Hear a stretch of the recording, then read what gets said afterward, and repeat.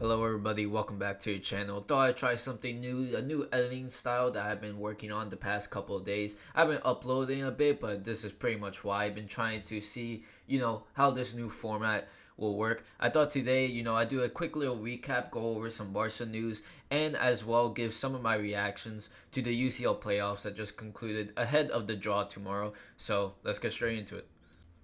Before we get into your transfer news, I thought I'd show off the leaked images of the kit for next season. Now, this is a concept on the left and pretty much what it will look like. There's been a few images where it looks a bit better, a bit worse, but I thought I'd show it off, see what your reactions are to it. Me personally, I think the idea is pretty good. I think it just depends how they do, like whoever does the concept images, how people edit it, that it makes it look better. I don't really know how it will look in person. Usually these kits, when the players wear them, that they do look better.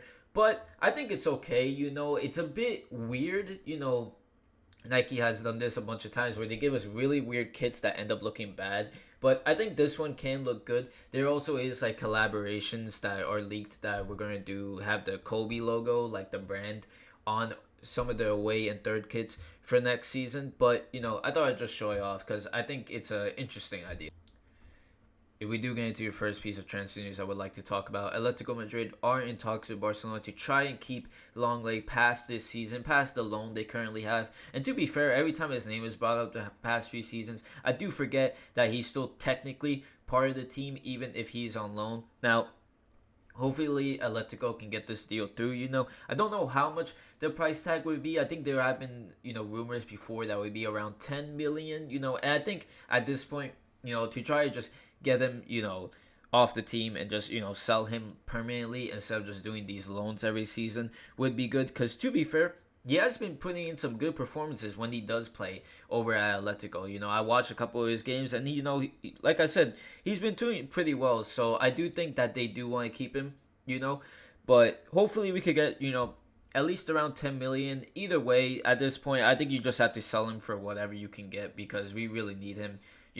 Just whether it be off the wage bill or just off the team in general. So let's see how that goes. The next piece of transfer news I want to talk about before I get into my thoughts on the UCL playoffs is about Vitor Roque. Now, there has been talks about Palmeiras, trying to make a bid for him, for Barcelona as well, to get Betis to, also agree to, letting him go to Palmeiras on a permanent transfer.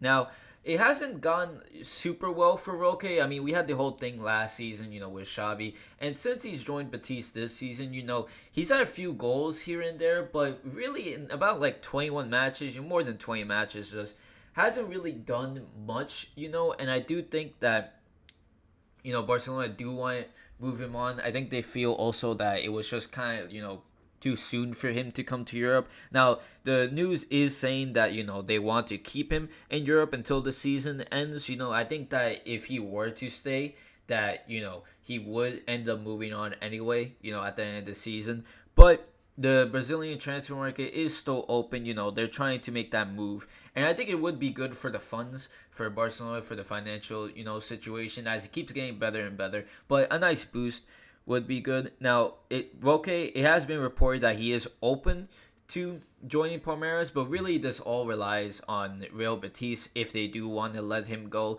I don't really know if they want to. Like I said, he hasn't performed the greatest since he's been there, and in the last match he did just get a red card. They not too great for him, but let's just see what happens in the future. And I think, like I said, when summer does eventually come, I think the club will just move him on no matter what. But if we do move on to the UCL playoffs, I thought I'd give my thoughts on some of the matches that occurred, and they were some really good matches. The only one I didn't watch was the Dortmund match over the two legs. I did try to watch all the other ones. PSG with a absolutely just massive aggregate defeat. I mean, 10-0 against Brest. There's probably a lot of jokes going around on Twitter right now about that, but pretty bad defeat for them, all things considered. 10-0 is crazy. I think the highest I remember, like, in recent times that I can recall is like Arsenal and Bayern, when it was 10-2, I'm pretty sure, over, at the two legs. But, pretty bad defeat for them. I think as well. It is a surprise to see that Atalanta, goes out Milan as well. The Italian team's not too great for them this UCL campaign. Juventus also getting knocked out. That was a really good match. I ended up watching the last, I would say, like 30 minutes and extra time. Really good stuff by PSV. I mean, they've been doing pretty good this campaign. But, surprise defeat there. I think also the Benfica and Monaco match was really good, really back and forth, entertaining stuff. 3-3 at the end. Benfica did end up qualifying. I feel bad for Celtic a bit. I can't lie.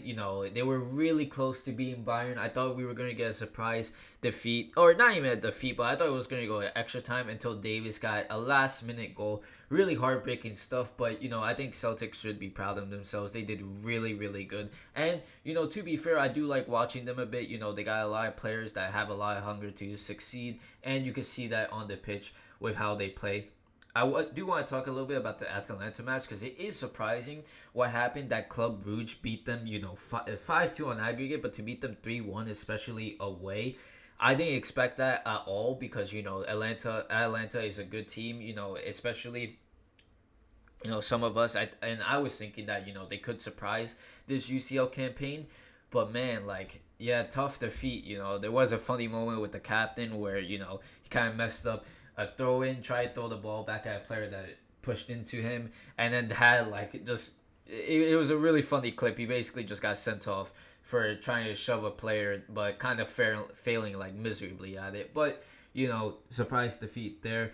I think the final one I do want to get into is the Real Madrid and City match because it was just really, really poor from City over the two legs. To bottle that lead they had in the first match. And I think honestly, when they balled that lead, that last minute goal by Bellingham, I think I knew just how the tie was gonna go. I think you knew also that it was pretty much done there. That probably killed their morale. And despite the 4-0 big win over Newcastle in the week, after that match to try and give them I just think that they didn't have really the morale to compete, and you could see that in the second match, just especially at the Bernabeu, where in the Champions League Madrid do really well there. They just look lifeless, man. It was just really poor from them, dead from the first minute. Then Mbappe scores like 4 or 5 minutes in, and it was just over since that goal. Mbappe did score a really good hat trick. I'll give him credit where credit is due. Madrid just dominated them. Beautiful hat trick, but it is what it is. Just really, really lifeless stuff. I think like 50, 60 minutes in, I turned it off to go watch the PSV match just because it was just so boring. Like I just knew City weren't going to come back. Their attack, there was like no movement.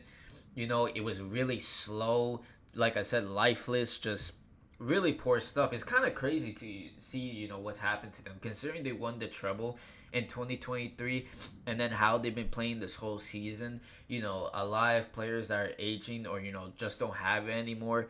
It's really like weird to see the City be in this state, especially under Pep Guardiola. But Madrid did qualify for the round of 16. So and I think it's better to just not see City in this competition. The fact that they barely made the playoffs, like when they were 1-0 down to Club Brugge, but they did end up beating them. But to almost not make it entirely, yeah, man, they didn't really deserve to go on any further.